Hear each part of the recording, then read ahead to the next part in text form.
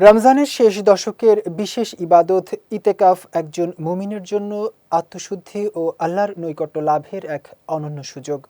এই ইবাদত শেষে সেই আধ্যাত্মিক অর্জন জীবনে ধরে রাখতে কিছু গুরুত্বপূর্ণ আমল নিয়মিত পালন করা অত্যন্ত প্রয়োজন। বিস্তারিত ডেস্ক রিপোর্টে। রমজানের শেষ দশকের অন্যতম ফজিলতপূর্ণ ইবাদত ইতেকাফ। এই সময়টুকুতে একজন মুমিন আল্লাহর সান্নিধ্যে নিজেকে নিবেদিত রাখেন।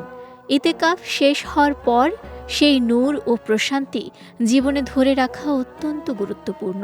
তাই কিছু আমল বিশেষভাবে গুরুত্ব সহকারে পালন করা উচিত। প্রথমত, মসজিদ থেকে বের হওয়ার সময় মাসনুন দোয়া পড়ার সুন্নাহ। বাম পা দিয়ে বের হয়ে আল্লাহর রহমত ও শয়তানের অনিষ্ট থেকে আশ্রয় প্রার্থনা করা উচিত। এটি একজন বান্দার বিনয় ও আল্লাহর প্রতি নির্ভরতার প্রকাশ। দ্বিতীয়ত, নিজের আমল কবুলের জন্য আন্তরিকভাবে দোয়া করা এবং বেশি বেশি ইস্তেগফার করা প্রয়োজন। কেননা আমরা জানি না আমাদের ইবাদতে কতটুকু ত্রুটি রয়ে গেছে। তাই বিনয়ের সঙ্গে আল্লাহর কাছে কবুলিয়াত কামনা করা মুমিনের বৈশিষ্ট্য। তৃতীয়ত, সাদাকাতুল ফিতর আদায় নিশ্চিত করা জরুরি। এটি শুধু একটি দায়িত্বই নয়, বরং দরিদ্রদের ঈদের আনন্দে শরিক করার একটি সুন্দর মাধ্যম।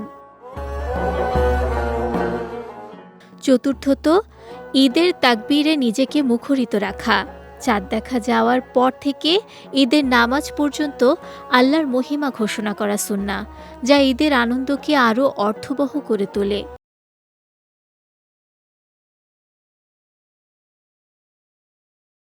পঞ্চমত, ইতেকাফের শিক্ষা বাস্তব জীবনে ধারণ করার দৃঢ় সংকল্প করা। নামাজ, কোরআন তেলাওয়াত ও জিকিরের অভ্যাস রমজানের পরও অব্যাহত রাখার চেষ্টা করতে হবে। এভাবে ইতেকাফের শিক্ষা জীবনে প্রয়োগ করতে পারলেই এই ইবাদতের প্রকৃত সুফল পাওয়া সম্ভব। বিজয় টিভি নিউজ ডেস্ক।